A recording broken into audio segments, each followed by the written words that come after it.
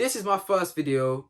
I'm never going to be happy with the intro. Maybe in 10 videos time, I'll get it right. But right now, this is all you're getting from me, I'll be honest. This is my 55th try. 55th straight. Today we had the Kingpyn draw for the tournament. So we see who's fighting who first in the first bracket.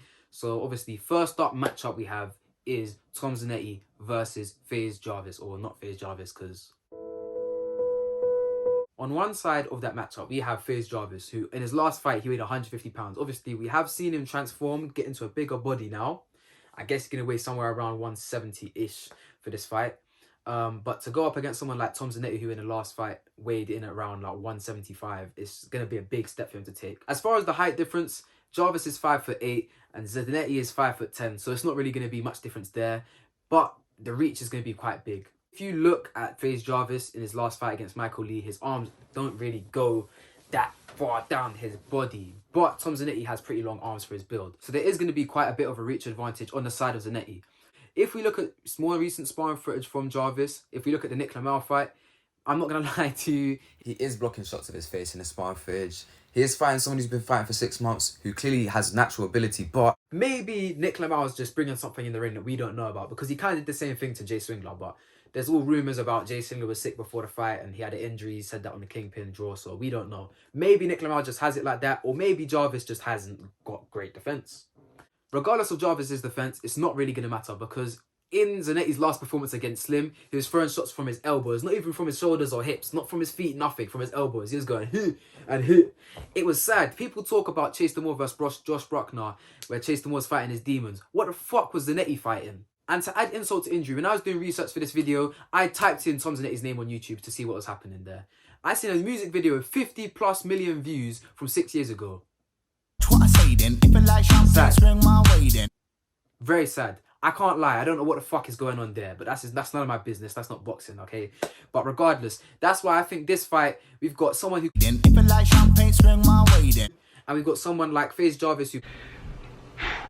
in conclusion, I just think the fight's going to be... boring.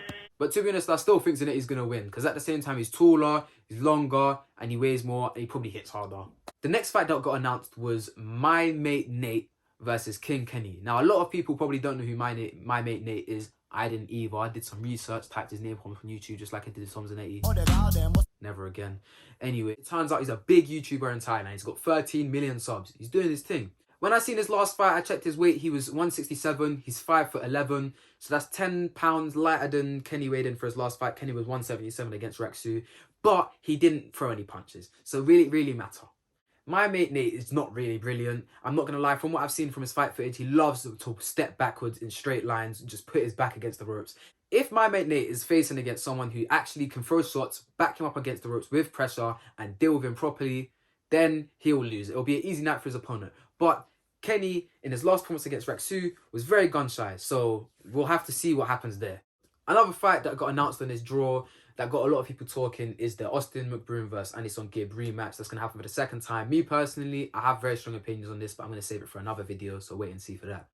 Aside from that, we saw Whindersson Nunes, a huge YouTuber from Brazil. I didn't know who he was, but when I typed his name, did my research thing again, 44 million subs!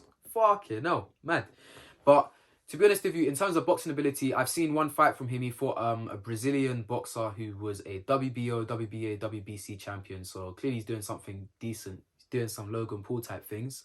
The reason I bring up Logan Paul's name is because I do remember hearing his name about a year ago on Wade's channel. He was talking about there was rumours between him and Logan Paul fighting, but I guess it fell through.